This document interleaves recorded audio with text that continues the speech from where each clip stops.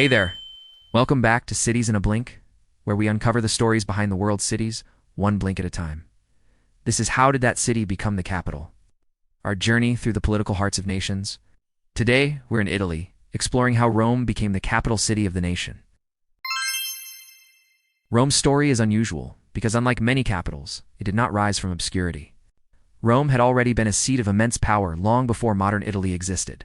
It was the heart of the Roman Empire, then later the center of the papacy and the papal states. For centuries, Rome carried unmatched historical prestige, but prestige alone did not make it the capital of a united Italy. When Italy began to unify in the 19th century, Rome was the dream capital, but not the actual one.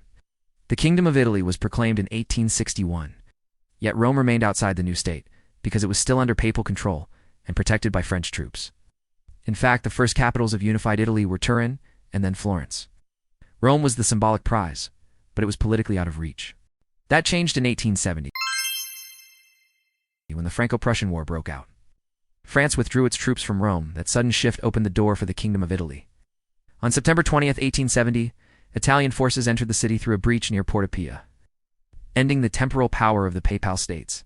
Soon after, a plebiscite confirmed annexation, and in February 1871, Rome was officially declared the capital of Italy. Rome was chosen for more than patriotic emotion. The leaders of Italian unification, Rome represented something no other city could: historical depth, national symbolism, and a sense of destiny.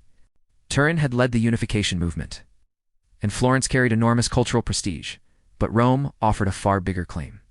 It was the city most Italians could imagine as the heart of a united nation, ancient, central, and already loaded with political meaning.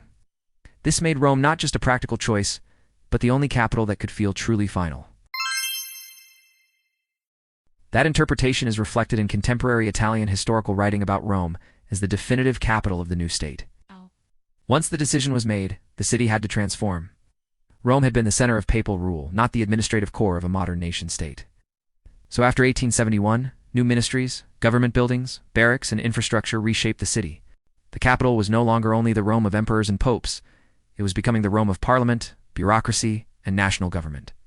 And that created a tension that still defines Rome today. It became the capital of Italy, but it also remained the seat of the Pope. That unresolved conflict between the Italian state and the papacy lasted for decades, with Pope Pius IX calling himself a prisoner in the Vatican. Even so, the capital had shifted for good. Rome was now the political center of Italy, while still carrying a second identity as one of the world's great religious cities. So, why Rome?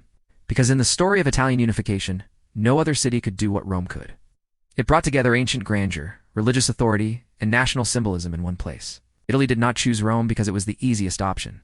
It chose Rome because it was the one city that could make the new nation feel complete. If you love discovering cities and the stories behind them, hit that subscribe button and join us for more adventures. Next up, we're heading to Kyiv to explore how it became the capital of Ukraine. Thanks for watching Cities in a Blink, where stories of cities come alive, one blink at a time.